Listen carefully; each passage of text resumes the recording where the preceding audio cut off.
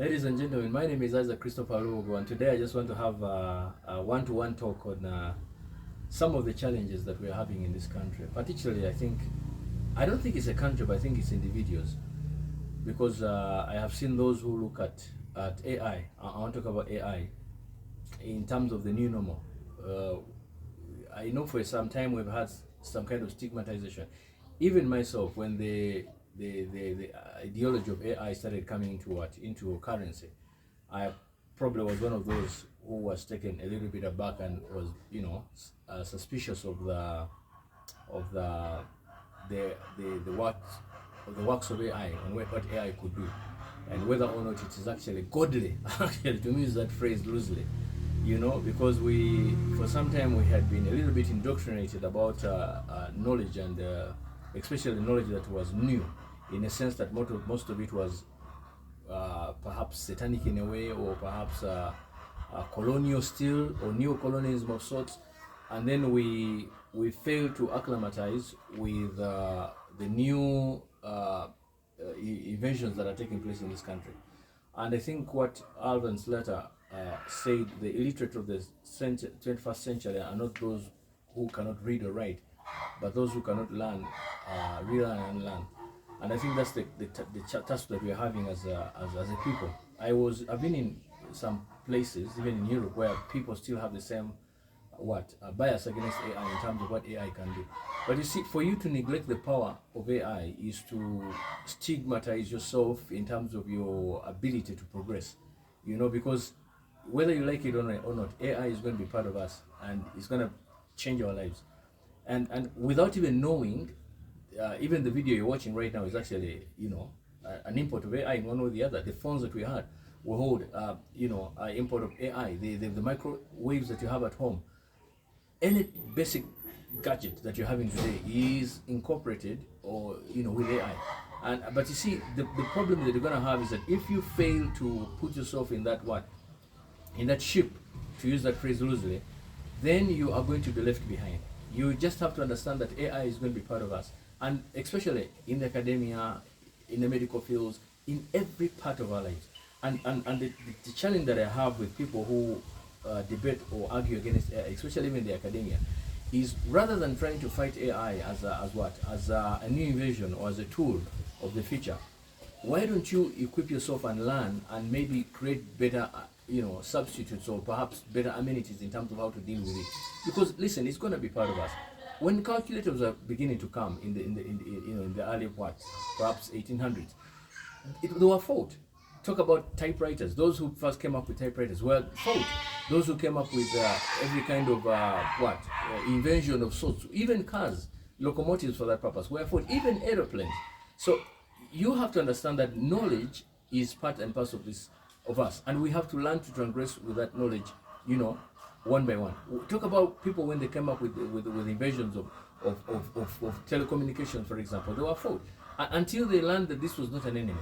If we do not learn to live and acclimatize ourselves with these new inventions that keep taking place for the betterment of our lives, then we shall be held behind. And that is the biggest problem that I have. I debate with people who have loose and shallow interpretations of what AI is, and then when it comes to those who really are totally ignorant, then they will look at it as a satanic invasion, rather than trying to understand that even Jesus of Nazareth, if he was here today, he probably wouldn't be, walking by feet. He probably wouldn't be wearing, those, I don't want to use the loose word, but people call them pussy-like dresses. He probably wouldn't be doing the things. He would be walking, perhaps driving one of the best cars. I would imagine so.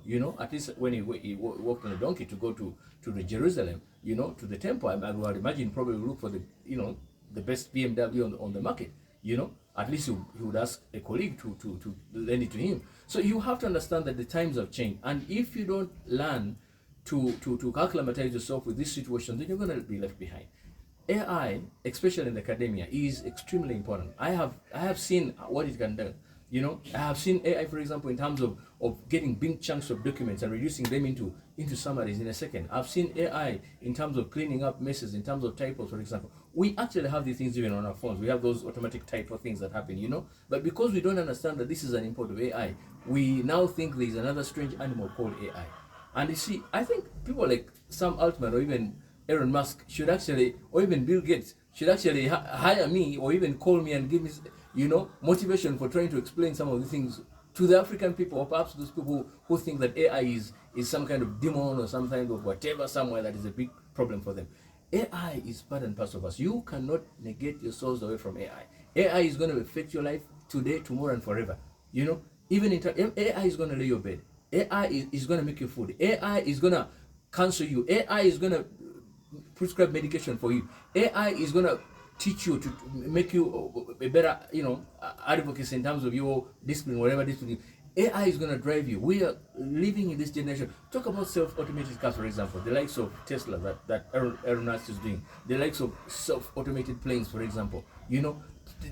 Talk about what the chatbots. Talk about drones. Everything now is incorporated with the AI. That for you to fight AI, you're only losing the battle.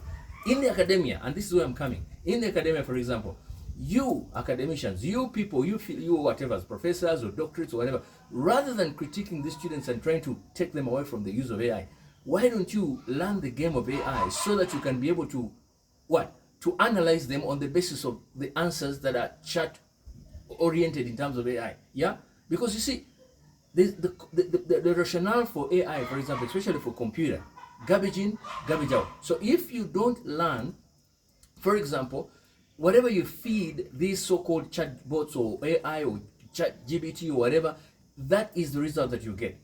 I can sit on the same platter here and call 5 students, for example, give them an exam, okay, on the basis of, say, analyze this, and I tell them using AI, generate answers, and they will give me different answers. But you see, the good student, the better student, will have the creative ability to understand that I am supposed to channel this question in this way. Now, we are going away from those traditional way of setting questions. Who did this? Who discovered what? Those basic petty questions. We are now going to critical thinking, analytics in terms of that is, although AI can actually analyze, but it cannot analyze. It's analytic dependent on you. What you give it is what it yields out. So you have to learn that even with AI, you can learn to test a student, for example, in light of the ability for them to critically analyze and synthesize information, even using with AI. So if you, the professor, if you, the lecturer, do not acclimatize yourself with this kind of system, which is the new normal, then you're going to left behind. You're going to fight AI forever. You're going to fight these kids forever. Yet, the truth of the matter is that it's a force to reckon with. I mean, in Europe, for example, you have got self-servicing restaurants, for example, where you just press buttons and locomotives come or robotics come and they serve you, self-cleaning toilets. We just can't escape that anymore.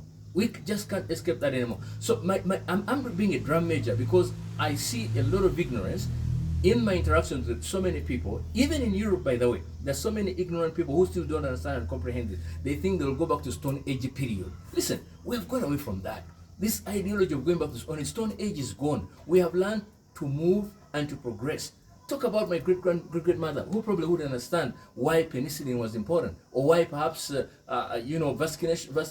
vaccine against polio was important. Today we understand that they're important because they protect life.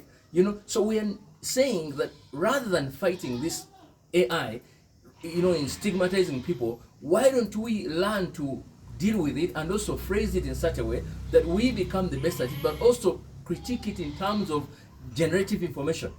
You have to learn this. If you are to beat the students who are using it today, you must learn the game because it's going to be with us.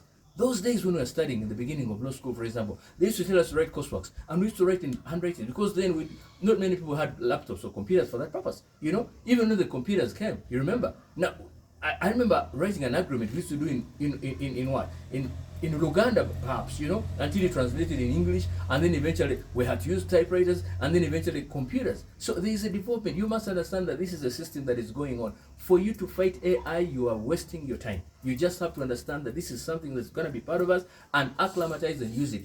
And I'm making a drum major for what they call critical thinking.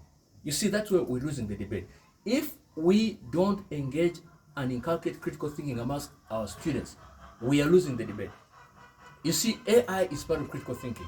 I have had the opportunity of interacting with these gadgets on a more detailed and more thorough level, that I'm beginning to understand that they follow the principle of garbage in, garbage out. You give it the wrong stuff, it will give you the wrong stuff, and it wouldn't know. Yeah, perhaps I know that there are those that they call adaptive AIs, generative AIs that actually adapt and even grow based on the information that you're feeding it. But even now, you must understand that critical thinking is an element that is fundamentally important. And if we are to examine it, these students, or even any purpose for that purpose, talk about the new curriculum in terms of the new curriculum. It's based on the fact that students are encouraged to think on their own, to be able to think outside the box and throw the box away. So we have to understand that the game of AI is with us here. It is not an enemy. It is part and parcel of us, and we have to learn to acclimatize and use it for the betterment of our lives. That is extremely important. The duty that AI brings is enormous. It saves time. It saves money. Listen, right now, things like ChatGPT are actually free, but time is going to come, leave alone those premium levels. Time is going to come when things are going to be bought by money, and people are going to do things very fast to your detriment. So the earlier you are criticize yourself with these things, the better. AI is not an enemy. This ideology that takes away your native thinking. Yes, for the lazy one, is to give you basic knowledge. But listen, as I told you, I can give you an exam on the basis and tell you go with your AIs or with your chatbots or whatever, and I can tell you for a fact that there shall be one who will be a better person than the other because of the way someone has interpreted or critically analyzed. So AI also requires a good brain, in short. So if you have a shallow brain, I say that word without due respect, you will have shallow results. So you have to understand that AI is not an enemy. It's only a tool. It's only a tool. It's like driving a car. If you are a very good, professional driver, you will drive the car nicely. If you're a lousy driver, you're going to get accident. Simple as that. So you just don't fight the car because your neighbor got an accident, or because you're not sure whether it's going to take you to a place A or place B. You just have to understand that this is life and we're going to deal with it. You have to understand. And this is the rest of the world is in today. America right now and China are in AI race as we speak now. They're beginning to fight who is going to take what, who's going to be the first to doing what. Because it saves time. It saves time, it saves money, it saves a lot of work, but it's for those who have good brains. In all honesty, if you have a shallow brain, you're going to have a problem with that. You must learn to acclimatize yourself with this ideology that the world is changing, and you have to face the truth of it. So rather than wasting your time and fighting AI and critiquing these arguments of ABCD, it's a tool. Understand it as a tool that helps you to work easy. It's like when our grandfathers, we used to use traditional hoes. You don't tell me that when I use a hoe, the matoke that's going to come out of it is going to be worse than using a tractor, for example. Yeah, I know there are elements that AI may not be able to replace in terms of robotics or in terms of machines. The ethos part, the effect, the emotions part, for example, those cannot be replicated. But with the time, we're going to find robotics embedded even in the lives of human beings. Yeah, AI is going to be able to do everything, and I'm talking about the word everything, as it were, as opposed to some of those emotions that may be attached. The human touch will still be an element that is important in life. So, in my opinion, I'm just being a drum major that let's concentrate on understanding and comprehending. We should incorporate AI in almost every subject. When I teach law school, one of the things that I do right now is to incorporate AI in almost every subject that I do. I ask you a question and say, how does, for example, artificial intelligence help in terms of equity and trust? In terms of trust, for example, or perhaps in terms of jurisprudence. These are things that are not for the simple-hearted. These are things that require you to think outside the box and throw that box away. And you need to contextualize the debates in terms of the future, because the future is with us. As I told you, you are not the only ignorant person right now in terms of AI. There are many. And it's even worse in Europe. I was there. I was amazed at how ignorant people can be on petty basic things. Just like they're ignorant about Africa they think we still have those monkey faces and still walk naked and still eat mangoes left, right, and center. Some people don't even know where the countries are. But now with AI, many things are gonna change. You cannot lie anymore. As a lecturer, you cannot lie a student anymore. Students, you cannot lie anymore. All these things are going to be checkable because the world for all of a sudden is on your fingertips. AI and things to do with the Internet of Things. You will not run away from the Internet of Things. Data is going to become almost like oxygen to breathe. The fact that you need data is going to be like oxygen to breathe. Data and a smartphone, smart gadgets, or data, and even AI is going to be, because everything is going to be embedded in one system and it's going to be part of us. And wait a minute, when it comes to transhumanism now, where those microchips are going to be planted in our bodies, and then we shall be connected with the microchip so that everything is now connected. It's going to be another game changer. And listen, much as we're saying, wait a minute, and we're being converted a little bit too fast, when these things turn against us at the same time, the controllability will still be there. The adaptability will be there. But you see, you were human beings. After all, you're the one who created this so-called AI. So why are you afraid of it?